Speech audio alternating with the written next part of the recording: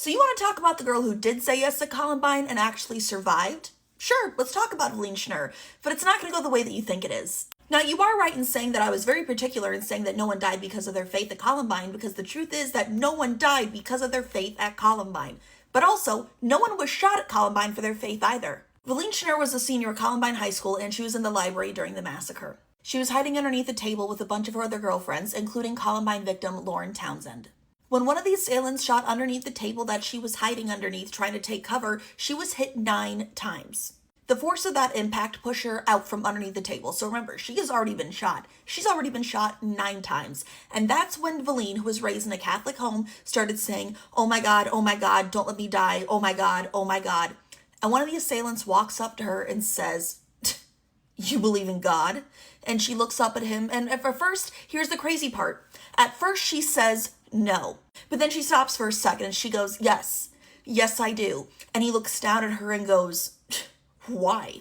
And she looks up and says, because that's what I believe in and that's how I was raised. And he looks down at her and goes, God is gay, and walks off. So her injuries had absolutely nothing to do with her faith. She professed her faith after she was injured. And on top of that, before she professed her faith, she actually denied it. But no one wants to share that part. But now we're going to talk about the crazy part about this whole situation, which was the community's response to Evelyn's story. So Evelyn, very understandably, after being shot 9 times, she's not doing too well. She goes off to the hospital, she goes through multiple surgeries, and she's focused on recovery. And while she's focused on recovery and she's in the hospital, all these stories start going around about the supposed martyrdom of Cassie Bernal, the supposed martyrdom of Rachel Scott. And keep in mind, those have been proven false. I've done so many videos on that. But those stories have gotten out and it's being spread and they're spreading like wildfire all across the Columbine community and everyone who survived and everyone who's around them, and it's in the newspapers, it's on TV. Meanwhile, Evelyn's laid up in a hospital bed recovering from surgery. Mind you, side note, to this day, she still has 4 bullets in her body. They were not able to remove all of them. So then Evelyn's on the mend, thank God, and she starts going through, talking to the police. She's telling people her story. She's talking to the media. She's talking to her friends. And something's not adding up, because all these things that supposedly happened to Cassie Bernal in the library really happened to Evelyn.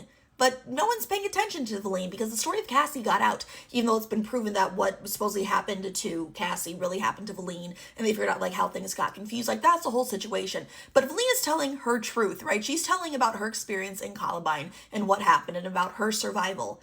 And everyone's going around her community. Everyone's turning to her, all of her friends, people at church. Literally, she's had priests at her church that her family went to question her on this, going, are you sure that's what happened to you?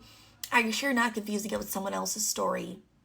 You sure that really happened? They're questioning her on what actually happened, because the story of what supposedly happened with Cassie Bernal got out, and it happened and got out way before everything else. But even though it was the wrong story, that was the one that stuck because it got out first. So now everyone's thinking that Evelyn is trying to get attention and she's trying to steal these dead girls' thunder.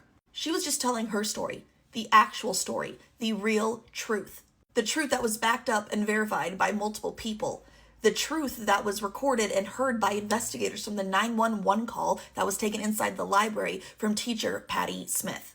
I don't know why I just said Patty Smith. It's Patty Nielsen, pardon me. But people didn't believe her. People called her a liar for years. She wasn't shot because of her faith.